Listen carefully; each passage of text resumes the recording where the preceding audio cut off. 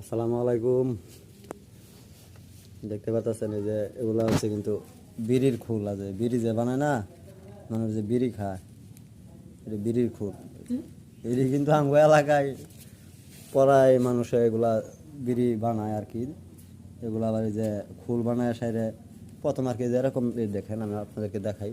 প্রথমে এরকম পাতা দেয়, এই যে এরকম পাতা দেয়, আর এই যে এরকম এটা এরকম পুট্টি, এই পুট্টি দেয়, এটা হচ্ছে রশিদা বিড়ি। আর এগুলা প্রায় মানুষ আমগা এলাকায় তৈরি করে। আর এগুলা আর ফ্যাক্টরিটা হচ্ছে আমাদের বাড়ির কাছেই। এই যে দেখেন এগুলা বিড়ি এইভাবে তৈরি করে, দেখেন এই যে এইভাবে বসায় এই যে তৈরি করে। এই যে দেখেন কীভাবে বানায়, আমি আপনাদেরকে একটা বিড়ি বানানো দেখাই। এই যে দেখেন এইভাবে নিয়ে